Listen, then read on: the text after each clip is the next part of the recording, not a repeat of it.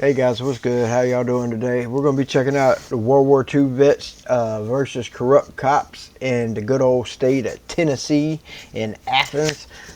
Tennessee is next state over from me, so not too far from here. About 3 hours, 4 hours. Ah, yes, the only successful armed rebellion in U.S. history.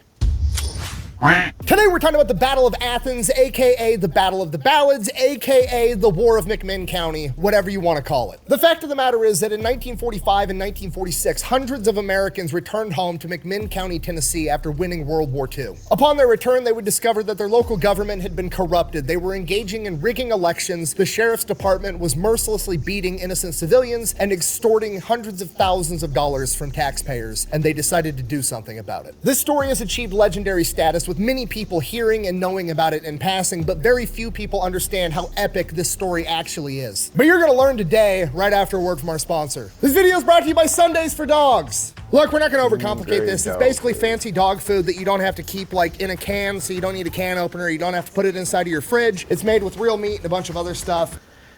Vegetarian. See, now, me, the only issue with that is I'm sure it's great. If I had the money, I would love to do that. I got 3 pit bulls. One of them weighs about $120. The other 2 weigh 100. And so I got 300 pounds of dogs.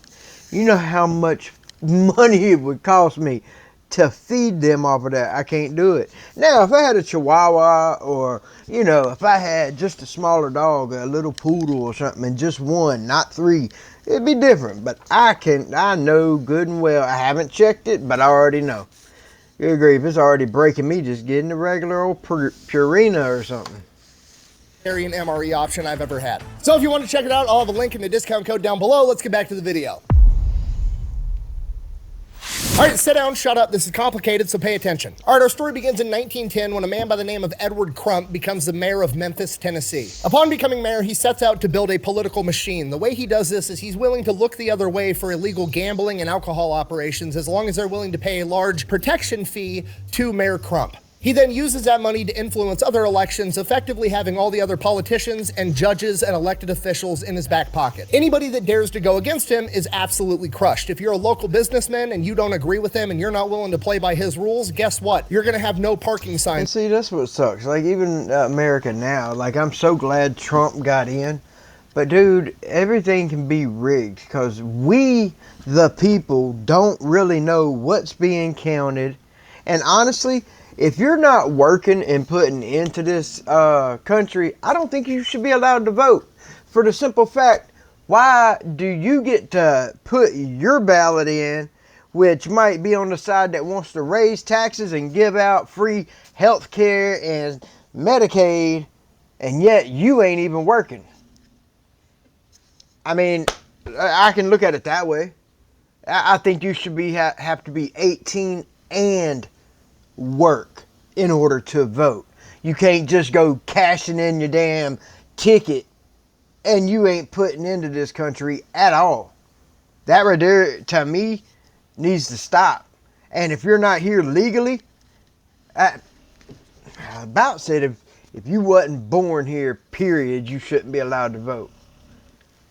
But aside from that, if you're not legal, you can't vote. If you don't work, you can't vote. That's how I think it should be. But who am I? Nobody. Signs in front of your entire store. If that's not enough, on one occasion, he actually had the police department stand outside somebody's store and search every customer when they went in and when they left. And if that wasn't enough, he would have city inspectors go in and find out that, oh, your business isn't up to code, we're gonna have to shut you down. And more often than not, see, right now, that, like, they're trying to get that socialist, communist damn mayor in New York. Dude, if y'all do that, you know, I was thinking the other day, and tell me what y'all think about this. So sorry to get off subject here. It'll be probably one of the last times I pause it. But no, what's the difference between socialism and communism and Section 8? What's the difference? Because see, they want everyone to be equal, right? You want us to be equal no matter what. They think, this is what communist and socialist people think. They think everybody is going to be rich and even and have all this money. Everyone's going to have nice cars. We're all equal. That's not what it's going to be. It's going to be Section 8 for the entire country. Everybody will be dead poor, broke, and you're going to like it. Period. Capitalism is the only way this shit works. Period. Look at Russia. Look at North Korea. Look at China. Look at all of them. They're shitholes. That's why so many people want to move here and get here illegally any way they can. But yeah, please, in the comments, tell me, what is the difference between communism and Section 8? Thank you. There was no legal recourse because he owned the judges too. Over the course of decades, this would expand throughout the entire city of Memphis and then the entire Shelby County area, the most populated county in Tennessee, and then it would spread throughout the entire state of Tennessee. By the late 1920s, Crump was literally known as Boss Crump, the King of Memphis. What, you some type of pimp? I mean, look at him. He even looks like a 1930s silent movie villain. Anyways, by the 1930s, Crump has... I mean, look at him. He even looks like a 1930s silent movie villain. I was trying to see what all this right here was, but it's supposed to be people holding picket signs and shit.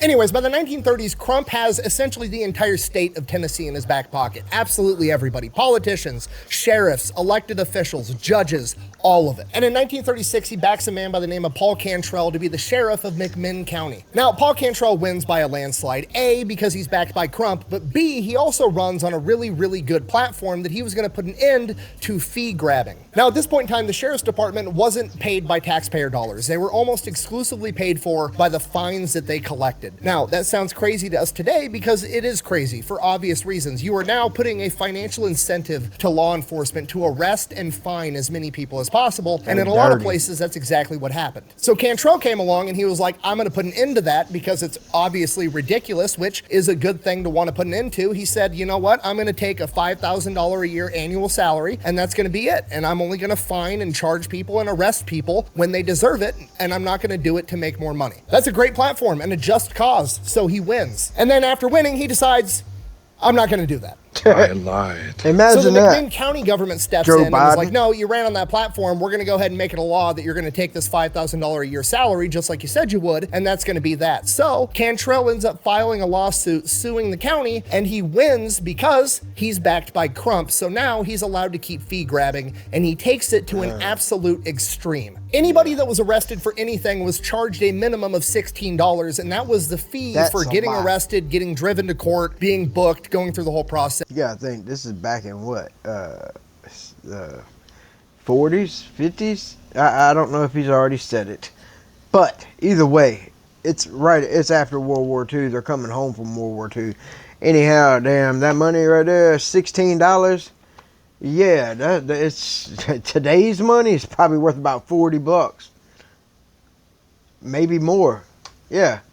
$6 went to the arresting officer, and the other 10 went into the sheriff's department and the court system. 30. To put it into perspective, $16 at this point in time is about $300 today. And they were arresting anyone for anything they felt like, including... I was going to say like 100, but I wasn't thinking 300. Shit, that is insane.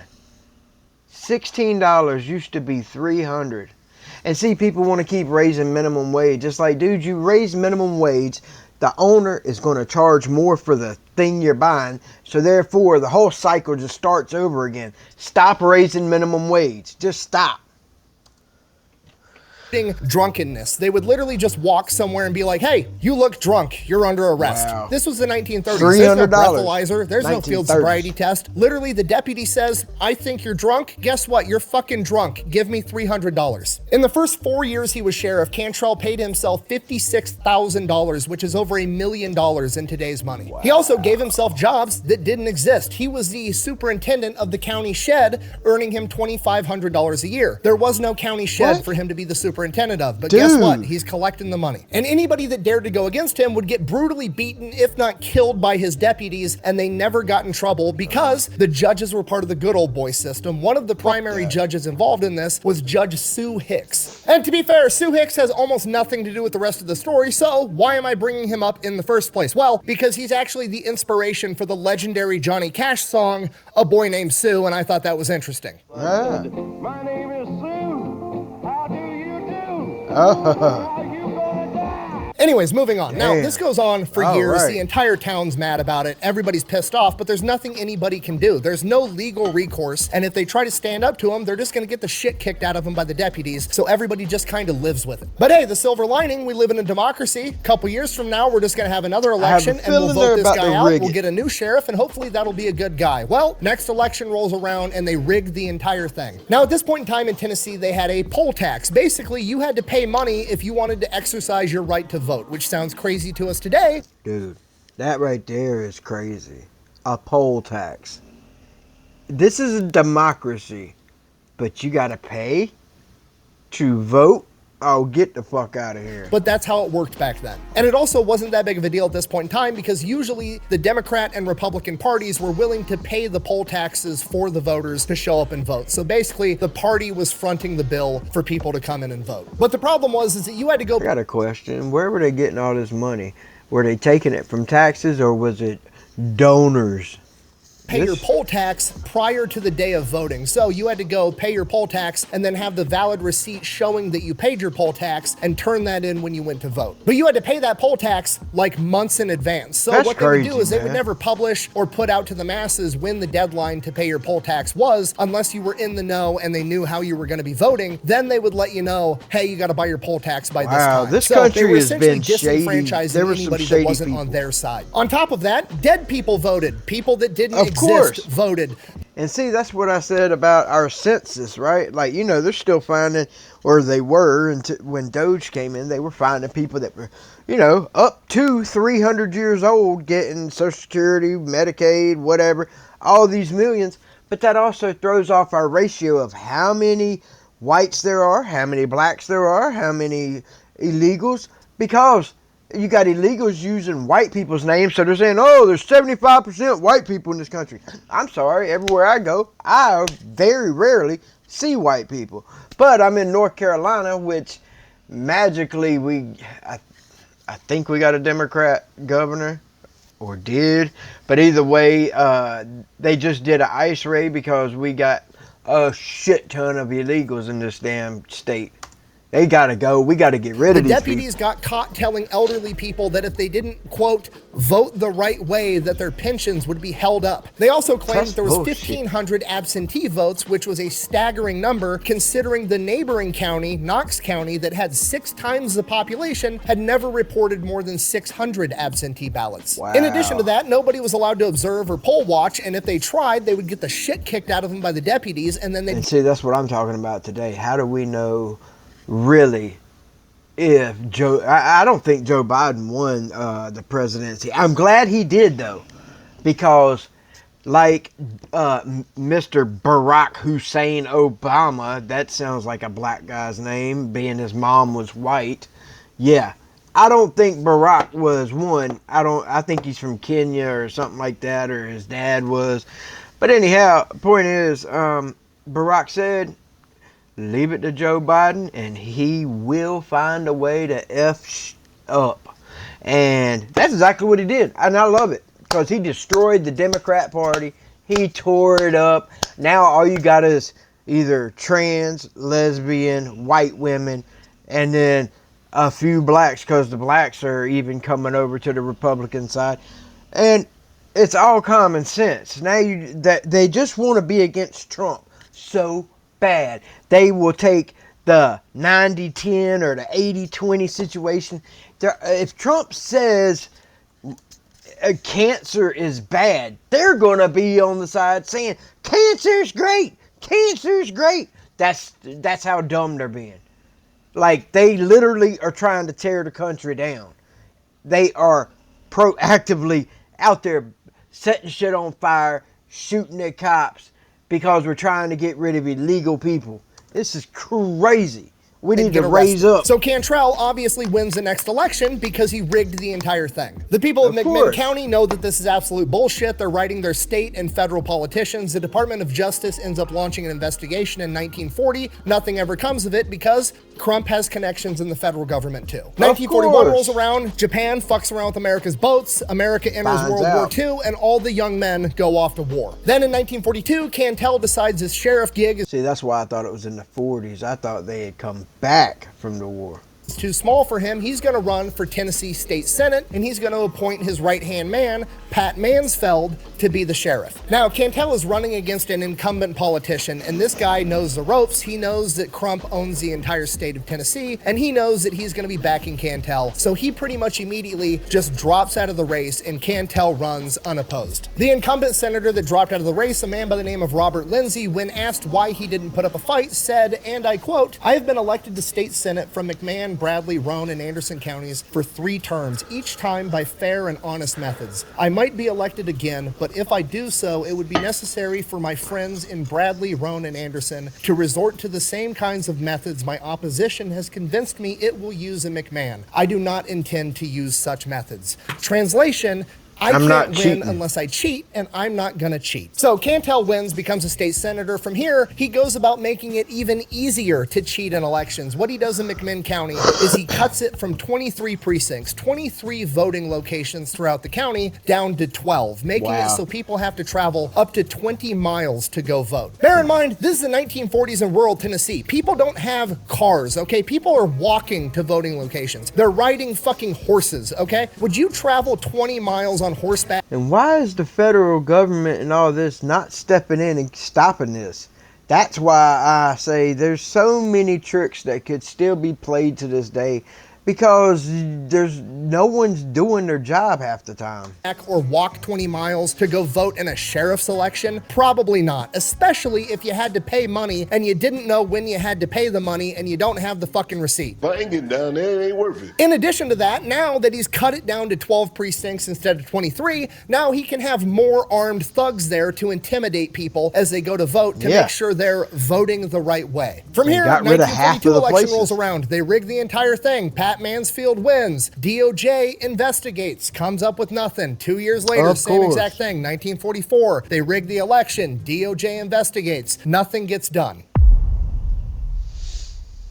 September 25th, 1944, a Navy Seabee by the name of Earl Ford comes back home to McMinn County. He's in his Navy uniform still, just got home from the war, and he decides he's going to go out to the bar and have a good time in his military uniform. Now, to a normal person like you and me, in 1944, seeing somebody in their Navy uniform coming home to the bar, you would probably think in your head, oh, it's a war hero coming home from the war. That's what a normal, sane, decent person would think. But to the deputies of McMinn County, all they saw was dollar signs, because they know that he probably has a ton of money because he's been racking up and saving the entire time he was in military service, and they're gonna arrest him and fine the shit out of him so they can make money. Upon leaving the bar, several deputies decide that they are going to engage Earl by hitting him in the back of the head with a club. Not like, hey sir, why don't you come here so we can talk? Not, hey, I think you're drunk in public. Yeah, and see, racism, right?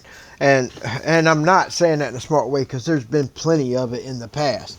I'm just saying, nowadays, like 2000, I think it was 16, 11 black men died and 224 white men died due to the hand of cops, which all of it is too much. I'm not trying to hear that. I'm saying not one time did you see anything about a white man getting killed by the cops, and yet we're getting killed at a much, much higher rate.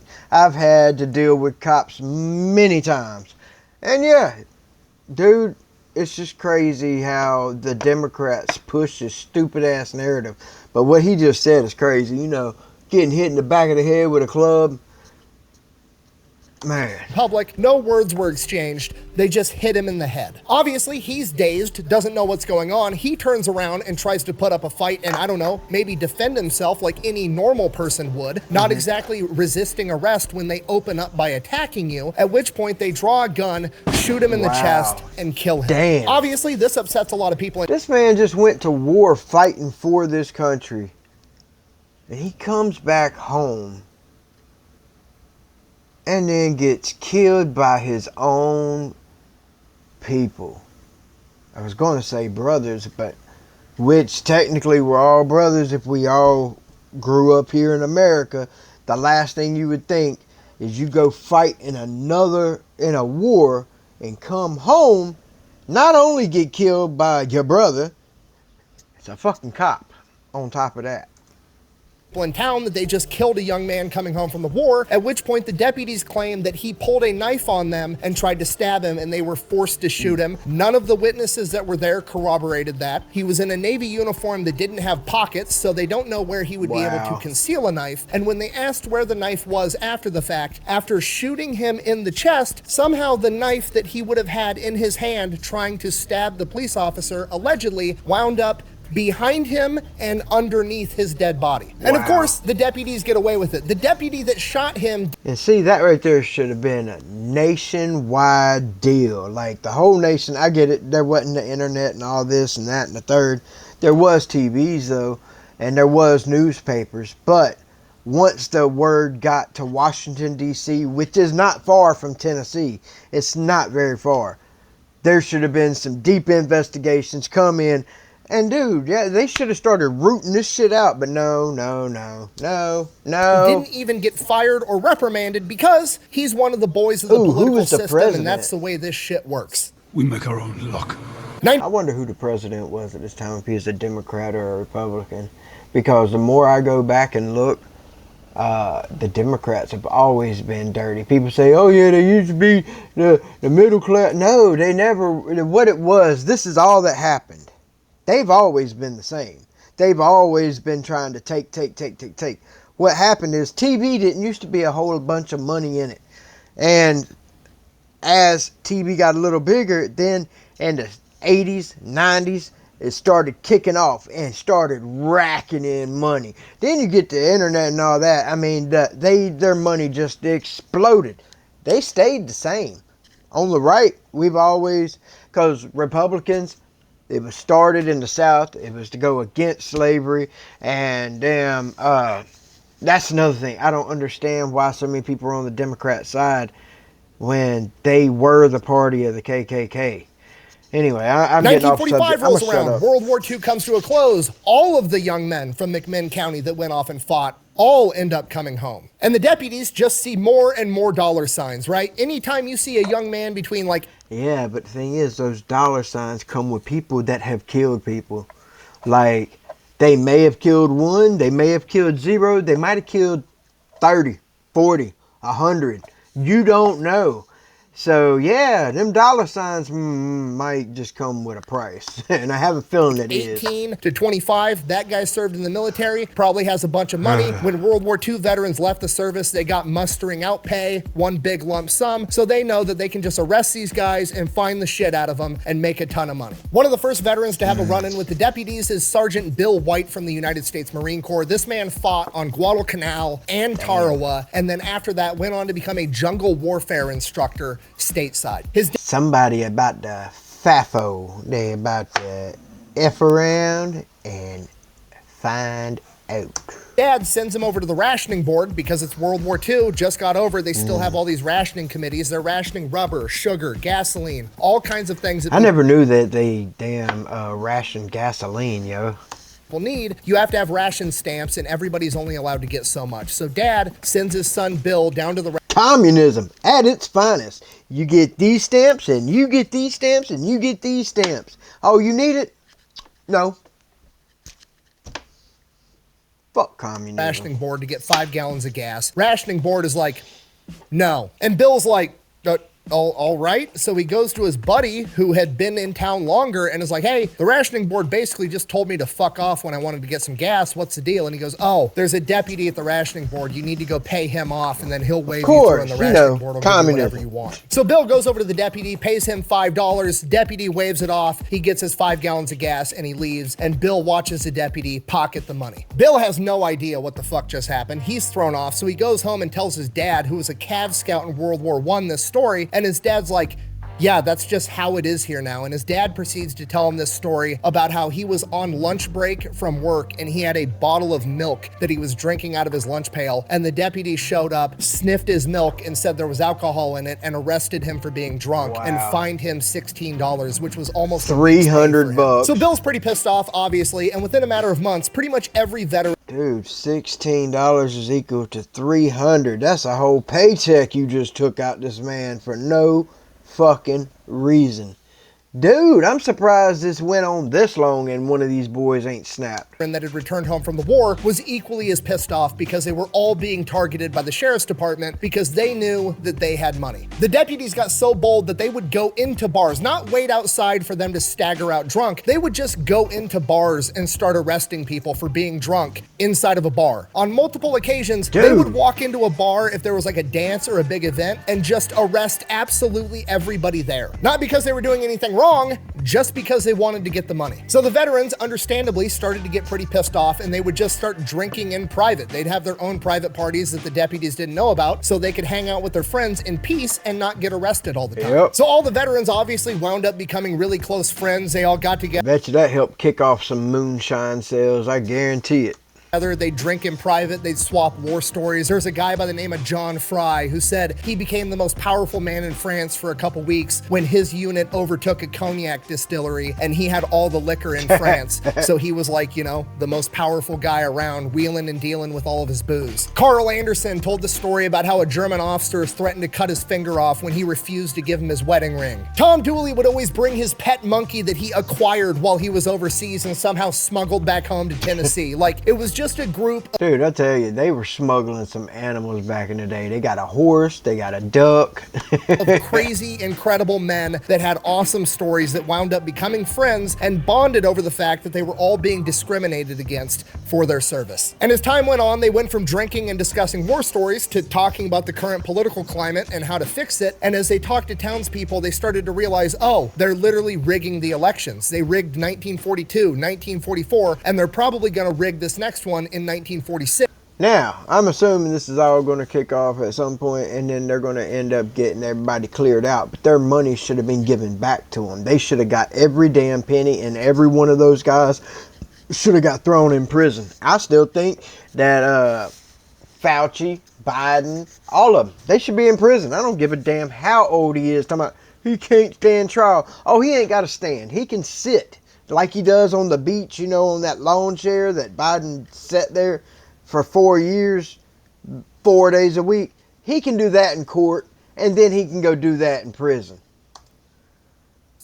We need to do something. So they went to the only political opposition that the Cantel Mafia had, a man by the name of Otto Kennedy, a local businessman that owned the tire shop in town, and he agreed to help him, and his tire shop became their new hangout. Leading up to the 1946 election, this group of veterans put out an ad in the paper reaching out to more veterans, basically saying if you were a veteran, and I quote, regardless of color or creed, if interested in cleaning up McMinn County and the return of good, clean, honest, and efficient government, don't fail to attend this event. See, I like that because it don't matter your color, don't matter your race. If you were in the military, come get with us.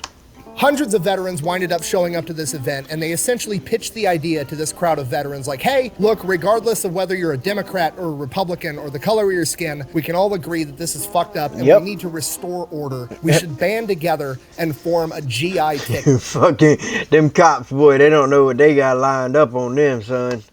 And we will run against Cantel and all of his men and replace all of them. And they all agreed, and they picked their candidates. Sergeant Henry Knox, who had served 40 months overseas, agreed that he would run for sheriff. Major Frank Carmichael volunteered to run as treasurer. Captain Bill Hamby was going to be the clerk of the court, and Captain Charlie Pickle was going to be the register of deeds. They had just selected the GI cleanup ticket, and their slogan was going to be, your vote will be counted as cast. And they chose that as their slogan because they knew they didn't need to win over the voters. Those voters would vote for anybody that wasn't part of this corrupt political machine, and the real struggle was going to be convincing the voters to show up and vote, because by this point in time, over the course of the last decade, they'd been so demoralized into knowing that no matter what happens, they're going to rig the election, they're going to take my money. If I show up, I'm just going to get harassed by armed gunmen and arrested, and then I'm going to have a target on my back. I'm just not even going to go vote. That was a real struggle. That was a hurdle they needed to overcome, was convincing the populace of McMinn County that this time democracy was going to work. They were not going to let them rig this election. These young men went across the world and fought for democracy and won, and now they came back home. They're going to fight for it again,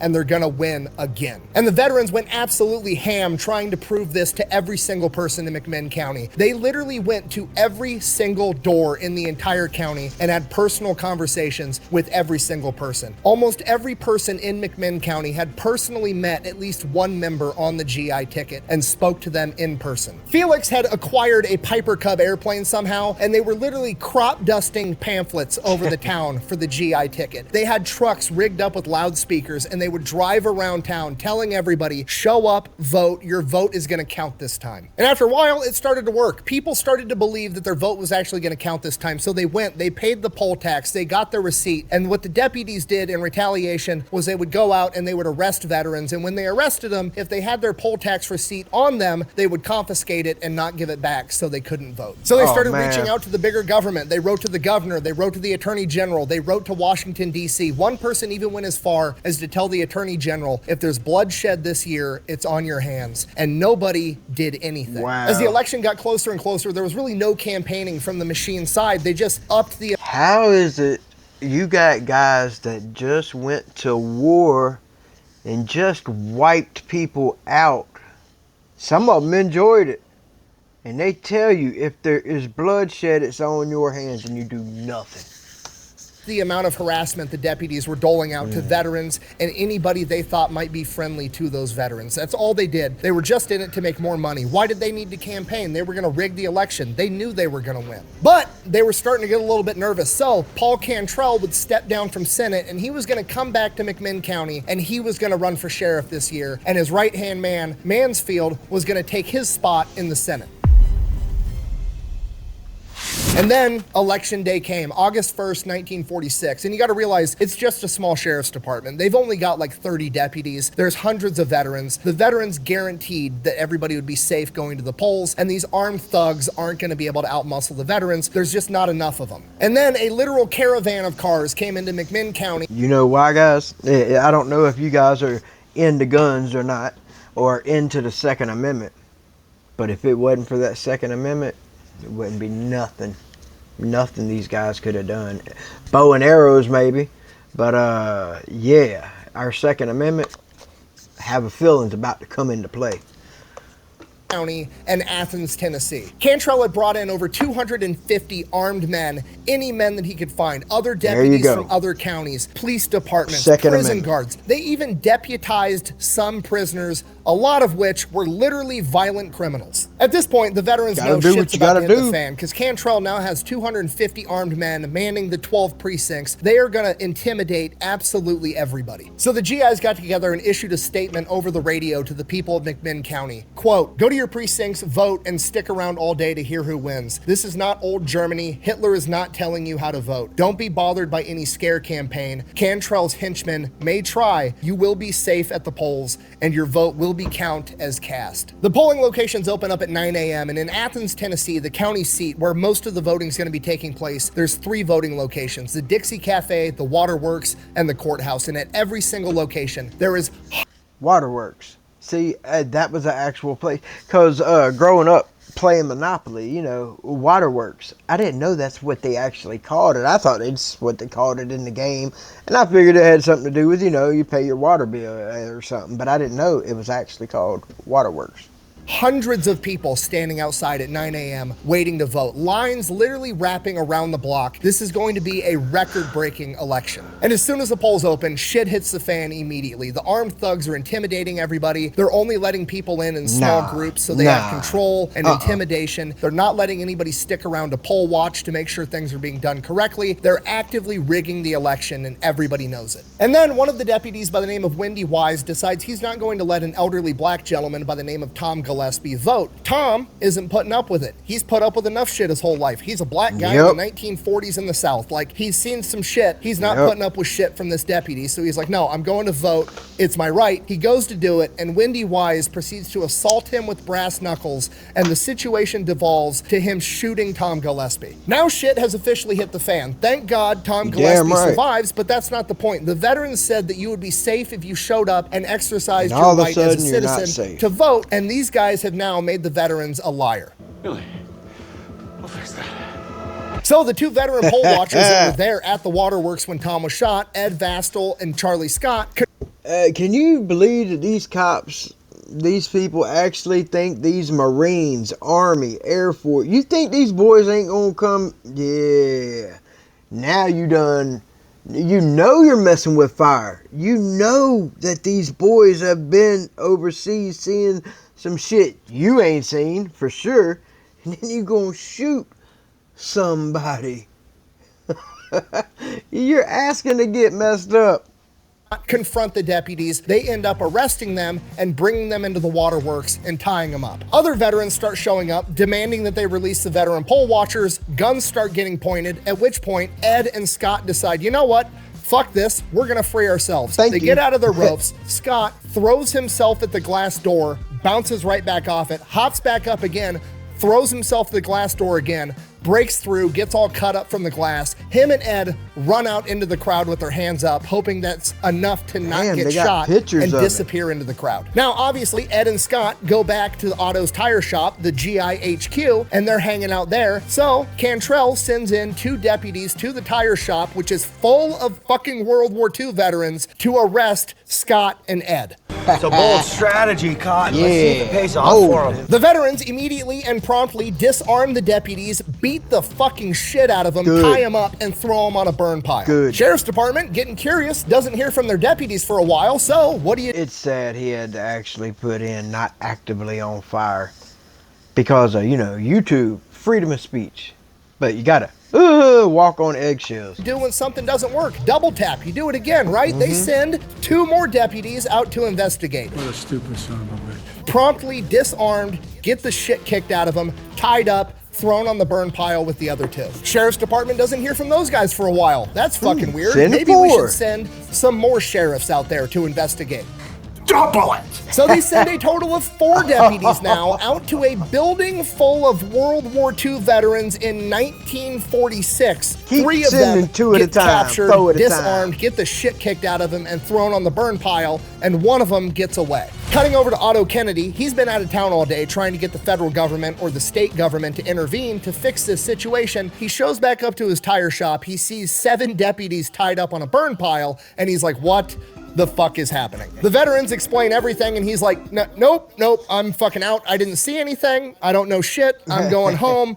You guys do whatever. The veterans then walk outside, basically onto Main Street in Athens. There's people all over the place, hundreds of people from McMinn County all around watching these events unfold. And they're just like, hey, who's got a couple of cars we could borrow? And these people are like, you know, they're on the GI's side. So people volunteer to let them take their cars. They then proceed to load these 7 deputies up into these cars, drive them out into the forest, strip them butt-ass naked, tie them to trees, whip them with hickory sticks, and then head back to the tire shop. 7 down, 243 to go. I'm sorry. Ow! I hate you. You're awful.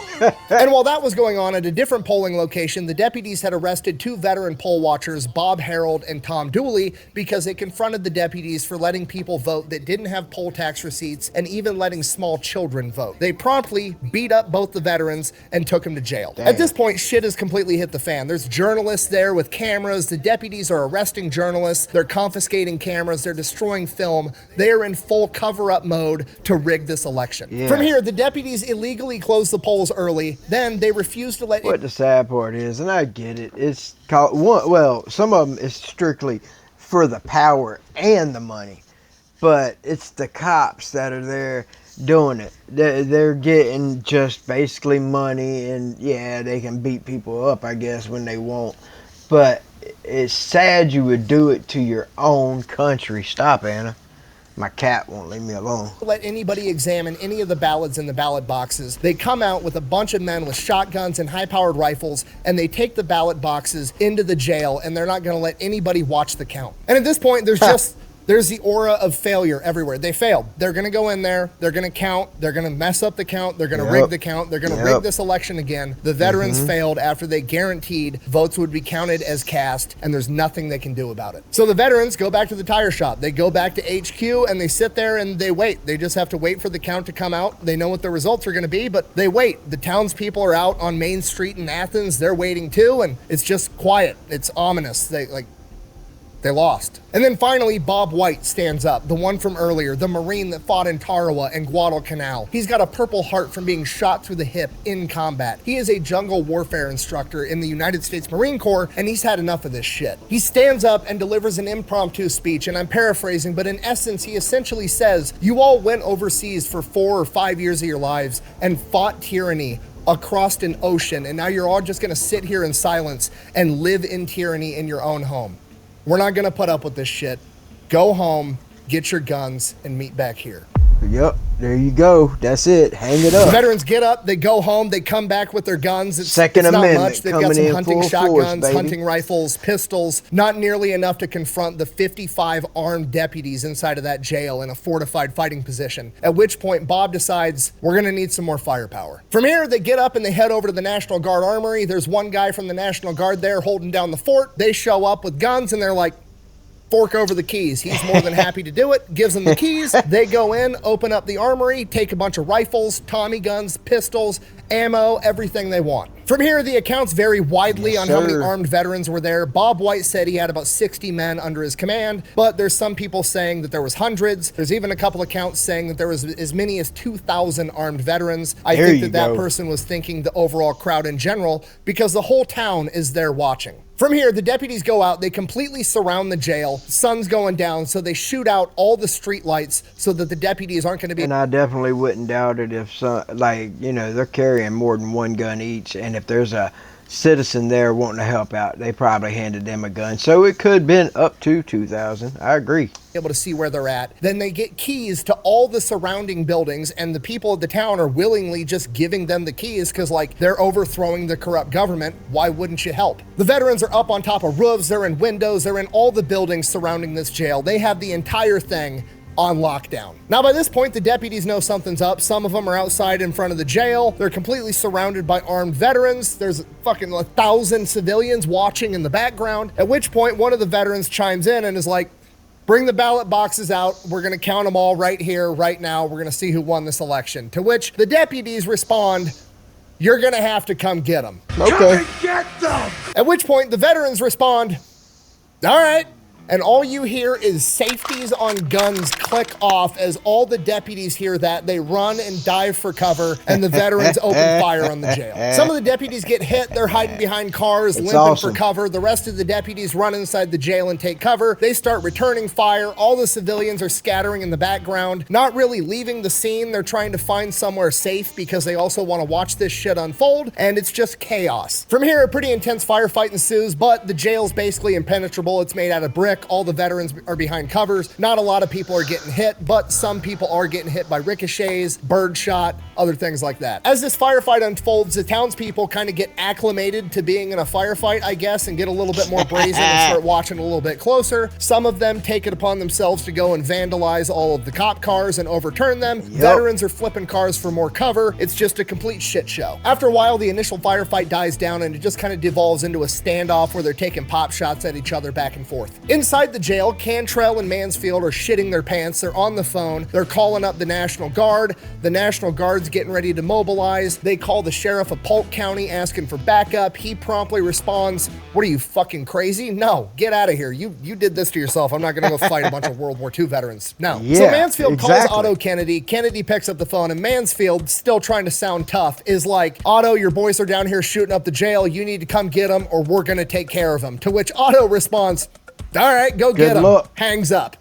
He just hung up on me mid-sentence. One of the veterans ends up finding out that the National Guard got called and they're going to mobilize, so he notifies the ringleader, Bob White, and Bob White is like, all right, first things first, we're going to go cut the phone line to the jail so they can't do that shit again. Also, don't tell anybody else. It's going to take hours for him to get here. I don't need you making everybody scared. Keep that shit under wraps. From here, Bob's kind of like, okay, well, National Guard's going to show up eventually. We should probably hurry this shit up. We should have a couple of hours. Let's go get some gasoline and some glass bottles and make us some Molotov cocktails, see if we can't convince them to leave the jail. So the veterans make Molotov cocktails, throw them at the jail. It's a brick building, not very effective. Fire burns out, not a big deal. At which point, one of the veterans is like, I work for the county and we got dynamite in the county shed. You want me to go get it? Fuck yeah, I do. While they're going to get the dynamite, they go and start rendering aid to some of the deputies that have been shot. I mean, they've been laying there for a couple hours moaning and groaning at this point. One of the veterans actually gives a direct blood transfusion to the deputy, despite the fact that he's, you know, the enemy. It's not really his enemy. He's just doing what he... I don't know if they already knew their blood type,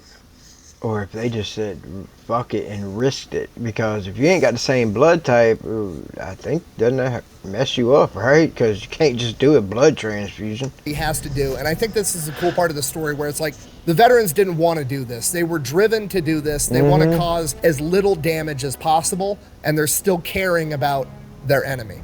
Around the same point in time, an ambulance pulls up to start rendering aid. The veterans are thinking, okay, they've got some, injured people inside the building or whatever. We're going to let them get their injured out because, we're trying to do the right thing. We're good guys. Right. And sure enough, Paul Cantrell and Mansfield take the opportunity to slip inside the ambulance and make a clean getaway, leaving all their henchmen behind. Nobody really realizes that at the time. The ambulance takes off. The dynamite shows up. They then proceed to blow up Mansfield's car. The crowd erupts in cheer. They love this shit. At which point the veterans yell into the jail like, come out or we're gonna start blowing this shit up. They respond with a couple of pop shots. Cool. Band 3 sticks of dynamite together, throw it onto the porch, blow the entire porch off the jail. After the smoke from that settles, the GIs yell in. The next one's coming through the window, at which point the deputies, the boss has already fled. What the fuck am I doing here? They're like, okay, stop shooting. We'll come out. The GIs are like, cool, come out with your hands up. We're all good. The deputies all file out with their hands in the air, begging not to get shot, at which point some of the GIs are like, maybe we should shoot them. And the crowd is like, fucking shoot them. The rest of the GIs are like, no, we're not fucking murdering people. Knock it off. So nobody ends up getting shot. Cantrell and Mansfield are missing. They refused to tell him where the hell they went. They found out later that he escaped in the ambulance. God damn it! Now at this point, you gotta remember, there's 2,000 civilians that have been getting the shit kicked out of them for the past 10 years by these deputies and being extorted, and the crowd kind of, moves in and has their chance to return the favor, which they absolutely do. And Wendy Wise, the man that shot the elderly black gentleman earlier, got a special amount of attention. Ooh. He did end up surviving, and he later said that there was no hard feelings. Why would I have hard feelings? Exactly. I'm still picking pieces of your ass out of my boot. You did it. Good one. So while that's going on, the veterans go inside the jail. They find a metric fuck ton of ballots that were pre-marked for Paul Cantrell. They find the real ballots. They take the real ballots out. They pick trustworthy people. They have them go count them. Then they continue searching the rest of the jail. They go back to where the actual jail cells are. There's 3 veterans in there. They break them out. And then there's 2 other people. One guy that got picked up the night before for being too drunk, and another guy that was in there for burglary, that have apparently just been having the worst time of their fucking lives. They had no idea what was going on the entire time. Stop blowing holes in my shit! So now the ballots are getting counted. They take all the deputies back into the jail, throw their asses in jail cells, and wait for the ballots to get counted. The results come in, the real results, and every GI won in a fucking landslide. From here, the crowd goes fucking nuts. It's a huge celebration. Everybody's happy. They've finally overthrown the corrupt government. The day is saved. After that, settles down a little bit, a lawyer chimes in and is like, okay, we can't fucking talk about any of this shit, by the way. I don't have a clue what you're talking about, Phil. Not a fucking clue. At this point, everybody's like, I can't hear you. Well, yeah, good idea. So, not knowing what to do with, the 55 deputies that they had inside of a jail cell, they just kind of took the ones that were messed up to the hospital, let the rest of them go, get the fuck out of our town. All of them, except for Wendy Wise, they kept him in jail, told him they were going to send him to prison as long as they possibly could. And while this is going on, Mansfield and Cantrell end up convincing the mortician in town to smuggle them out of town inside of a hearse, which is symbolic to say the least. Yeah. Now at this point, it dawns on everybody, the work's not done yet. The National Guard still might be coming. We got to get ready. The whole town is on their side. They don't want the National Guard coming in here overturning what they deem as a judge. Look at that. Look, here's a key thing that you'll never hear of. They always act yes, racism was bad back, but it was also black slave owners and it wasn't just whites on black. That's not it. But look, there's black people right there, black kids, everything out there with all these white people. Dude, I've lived in the South my whole life. And honestly, I really haven't seen racism myself. Yeah, I've been treated like shit from black cops, from white cops. That right there is more of a power thing. I've always thought it's more of an elite power thing. And the main thing is the government tries to push this racism thing. That's so we fight each other and don't pay attention to them. That's all it is. Why else would they do it? That's the only thing it can be, is they don't want us to pay attention to them, so they try to pit us against each other. The just election, they've Look at all them got cars guns and they're flipped like over. game to go to war with the National Guard to defend their right to vote. It's fucking crazy. Felix Harold takes off, gets in his Piper Cub plane. He's circling the town, conducting aerial reconnaissance, looking at all the roads into Athens and the county as a whole. And he's like, there's no major like formations coming near us at all. There's not a single car on the road right now. I think we're good. The governor had already called off the National Guard, but they don't know that yet. They literally have patrols going around town of armed veterans and armed civilians getting ready to throw down for anybody that wants to overturn this election. And this goes on for like days, almost a week. The veterans ended up getting word that a neighboring sheriff's department from a neighboring county was gonna send troops in here to do something about it. They're like, fuck it, let's grab a bunch of guys, load them in some trucks, and we'll just drive to their sheriff's department and ask them what's up. Bunch of armed veterans show up, like 50 of them outside of the sheriff's department. It was like, hey, we heard you wanted to do something about our election. And the sheriff is like, nope. No. That's not what I said. And the veterans are like, okay, great, cool, wonderful. They head back to Athens peacefully. Everything's going fine. Sure enough, U.S. Marshals show up, the feds, they start asking questions. Nobody in town says a fucking thing about anything. Oh, that's dope as hell. Nobody in the town said a thing. They were all dumb to the fact. They're just like, huh? I have no idea what you're talking about. Nah, I ain't seen nothing. I ain't seen nothing. Matter of fact, I'm blind in my left eye. I can't even. Dude, I love how he adds these clips in, man. I wish I knew how to do that, but I do love how he finds these clips and he adds them in.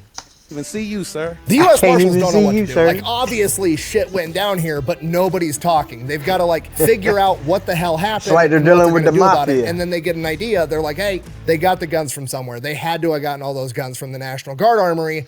We're going to go check there. So they show up to the National Guard Armory. Every single gun is there and accounted for. And the National Guard Armory Sergeant is like, I don't know shit about fuck. At which point the U.S. Marshals are like, okay, okay, these guys are, they're fucking thorough. I'll give them that. What about the ammunition? They expend ammunition. We know that you keep a running tally of that shit. Is all the ammunition here? I mean, for one, you can't keep an exact count. You can't. There's no way. There's no way you can keep an exact count. But I'm almost positive. I mean, it ain't like they were unloading hundreds of bullets and hundreds and hundreds and hundreds. He did say there was some shots, but just think, 100 shots.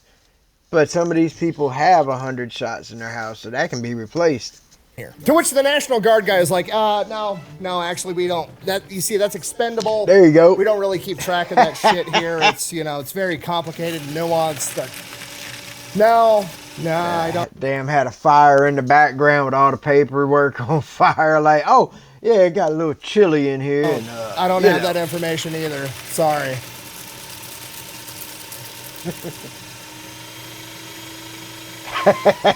My mom loves those have things. A nice day. The U.S. Marshals are like, I have no fucking idea what to do. I have nothing to go off. So they just kind of fuck off. And then Judge Sue Hicks orders an investigation into every possible crime committed by everybody. The investigation yields absolutely nothing. He even gets the National Guard to conduct an internal investigation as to whether or not the weapons at the armory were used. And the National Guard is like, nope.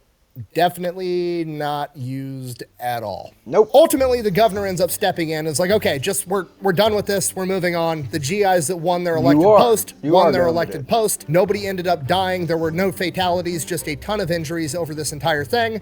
We're moving on. The only person that got convicted of anything was Deputy Wendy Wise, who shot Tom Gillespie, and he got sent to prison for 3 years. And now with the new veteran Sheriff Knox, he announced that he was going to be conducting an investigation into all of the other political officials inside the town of Athens and McMinn County to make sure that they won their elections fairly, at which point all 28 remaining public officials in the county and the town of Athens promptly resigned. Damn. You're all fired. From here, the new sheriff's department immediately restored order to the county, with their first 3 arrests actually being veterans that had broken the law in a true demonstration of, we are not going to be another machine, we're not going to be another corrupt government, we're going to do the right thing. If you do the crime, you're going to do the time. and that's that. In Yep. addition to that, they immediately went out and put an They need end to to do all the that illegal today. gambling and alcohol rings that had been funding the previous political machine. And that's it. Order had officially been restored to Athens. Everybody lives happily ever after. Hooray. But then word got out to the rest of Tennessee what had happened. And you remember, machine politics are going on all over the state. And as word got out with that, you started to see more veterans organizations mobilizing and doing similar things. There were some altercations, nothing Good to the deal. scale of the Battle of Athens, because, well, nobody wanted to find out because they knew what would happen. They all watched the Battle of Athens occur. And over the course of the coming years, by the early 1950s, the Crump political machine had effectively been completely dismantled because Good. now they knew if you fuck around too hard, somebody might make you find out. All right, guys, that is it, man. Let me know what you think about it. And yeah, they need to do that today. Like, I just heard something yesterday about, he sounded American, but he looked Hispanic, but he was dressing up as ICE agents in California, and they let him out. I think they gave him a $5,000 bond and let him out after impersonating a federal agent, and supposedly he has some ties to human smuggling and stuff.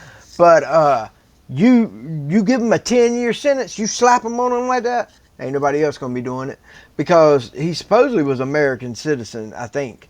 But the thing is, if he's running, that's what he's doing. He's dressing up as an ICE agent, but he's still smuggling people, is how I see it. But how you going to let him right back out off bond? Get out of here, man. Anyhow, guys, let me know what you thought about the video, and let me know what you want me to watch, and I will hop on it. I hope y'all all have a wonderful, blessed day, wonderful night, whatever it may be. And if you would, please hit that like and subscribe button.